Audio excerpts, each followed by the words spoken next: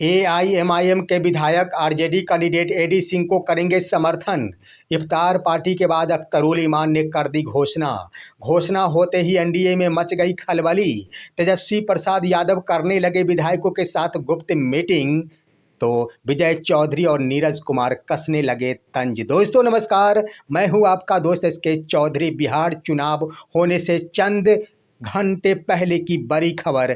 आखिर एआईएमआईएम के तरफ से ऐलान कर दिया गया है कि एआईएमआईएम के पांचों के पांच विधायक आरजेडी महागठबंधन उम्मीदवार एडी सिंह को समर्थन करेंगे राज्यसभा चुनाव में। दोस्तों ये बड़ी खबर है। जो ही आखिर यह ऐलान हुआ है, एनडीए के अंदर खलबली मच गई है और इसके तुरंत बाद ही तेजस्वी प्रसाद यादव अपने तमाम विधायकों के साथ पनास होटल में गुप्त मीटिंग ले रहे हैं। इस मीटिंग को लेकर एक तरफ जहां विजय चौधरी के स्तर से तंज कसा गया, तो वहीं पर जदयू प्रवक्ता नीरज कुमार ने भी एक बड़ा तंज कस दिया है। आइए दोस्तों आज के इस वीडियो में बातें करते हैं कि एक तरफ जहां विजय कुमार चौधरी खुद एनडीए के विधायकों को अपने आवास पर रखकर डिनर के नाम पर सबको एकजुट करने में जुटे हुए हैं, वहीं पर तेजस्वी प्रसाद यादव जब तमाम विधायकों के साथ होटल में मीटिंग करते हैं तो शायद वो रास नहीं आता और विजय कुमार चौधरी के स्तर से तंज कस दिया जाता है। लेकिन इसी बीच दोस्तों आखिर जीत का दावा कर दिया है आरजेडी प्रत्याशी एडी सिंह ने। क्या कहा है उन्होंने, आइए आज के इस वीडियो में चर्चा करते हैं। लेकिन इससे पहले मैं आपसे गुजारिश करूंगा, अगर आपने अभी तक हमारे इस चैनल शौर्या हिंदी न्यूज़ को सब्सक्राइब नहीं किए होंगे तो कृपया अभी सब्सक्राइब कर लेंगे।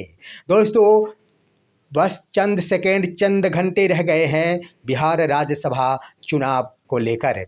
बस 16 मार्च 2026 का वो दिन, आखिर राज्यसभा के पांचों सीटों पर चुनाव होने वाले हैं और यह रात काफ़ी भारी पड़ रहा है, जहां पर आरजेडी प्रत्याशी एडी सिंह के स्तर से बड़ा दावा कर दिया गया है जीत का। और इस दावे से भी ज़्यादा तहलका मचा दिया है एआईएमआईएम के प्रदेश अध्यक्ष अख्तरुल ईमान के उस बयान ने। दरअसल दोस्तों आपको मालूम होगा कि एआईएमआईएम के तरफ से ही इफ्तार पार्टी का आयोजन किया गया था, जिसमें तेजस्वी प्रसाद यादव को बुलाया गया था। तेजस्वी प्रसाद यादव उस इफ्तार पार्टी में सम्मिलित हुए और सम्मिलित अकेले नहीं, उनके साथ आईपी गुप्ता भी मौजूद थे, अन्य नेता भी मौजूद थे। यहाँ पर ये सवालें उठ रही थी कि तेजस्वी प्रसाद यादव समर्थन मांगने आए हैं और उन्होंने कहा भी था कि मैं एआईएमआईएम से समर्थन प्राप्त करने के लिए आया हूं। तमाम धर्मनिरपेक्ष दलों को एकजुट होकर भाजपा को सबक सिखाना चाहिए और एक मंच पर आकर राज्यसभा के चुनाव में संगठित होकर मतदान करना चाहिए, जिसको लेकर सवाल उठ रहे थे कि एआईएमआईएम के तरफ से समर्थन दिया जाएगा कि नहीं, इसकी कोई गारंटी नहीं है। खबरें तो ये भी चलनी शुरू हो गई थी कि अख्तरुल ईमान का कहना है कि यह सिर्फ व सिर्फ एक इफ्तार पार्टी का आयोजन था और कुछ नहीं। लेकिन दोस्तों आखिर अंतःगत्वा मीडिया के सामने स्पष्ट रूप से अख्तरुल ईमान ने यह घोषणा कर डाली है कि राज्यसभा चुनाव के लिए एआईएमआईएम के पांचों विधायक महागठबंधन प्रत्याशी एडी सिंह को समर्थन करेंगे। अब दोस्तों अमरेंद्रधारी सिंह, जिन्हें एडी सिंह कहा जाता है, उन्हें ही वोट करेंगे, इसका खुलासा हो गया है। अब इस तरह से दोस्तों 40 तो पक्के हो गए, 35 अपने और उसके बाद 5 तो अख्तरुल ईमान यानी एआईएम के विधायक 40 हो गए। अब तो एक के लिए कोई सोचने की बात ही नहीं है, क्योंकि पूरी तरह 100% संतुष्ट आ रहे हैं अमरेंद्रधारी सिंह।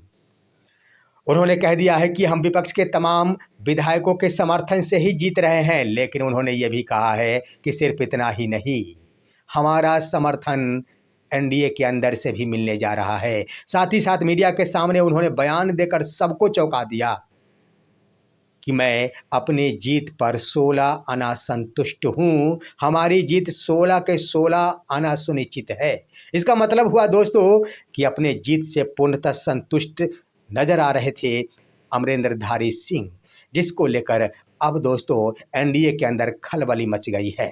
उधर देख लिया जाए तमाम एनडीए के अंदर और महागठबंधन के अंदर यहाँ पर विधायकों को एक साथ रखना भी एक लाजमी बनता है, क्योंकि सुबह सुनवाही जब चुनाव होंगे उस वक्त विधायक इधर से उधर कहीं फंस ना जाए रास्ते में, इसके लिए एक जगह पर शिफ्ट होना पड़ता है, जिसको लेकर मीटिंग भी चलती है। और तेजस्वी प्रसाद यादव के द्वारा यानी आरजेडी के स्तर से तमाम विधायक यानी विपक्ष के तमाम विधायकों को एक होटल जो पनास होटल है वहाँ रख दिया गया है। गौर करने वाली बात है दोस्तों कि उसके अंतर्गत 40 विधायकों को रख दिया गया है। 40 मात्र 41 चाहिए, एक बसपा आखिर है कहाँ?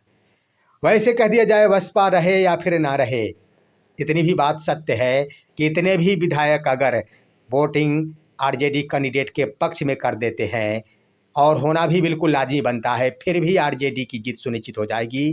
क्योंकि क्योंकि एनडीए को अगर बसपा विधायक भी वोट दे देंगे, फिर भी उनके पास मात्र 39 ही विधायकों का समर्थन प्राप्त हो सकेगा। इस तरह से आरजेडी की जीत बिल्कुल सुनिश्चित नजर आ रही। लेकिन एक बड़ी बात कह दे कि अमरेंद्रधारी सिंह का कहना है कि एनडीए के तरफ से भी हमें समर्थन मिलेगा।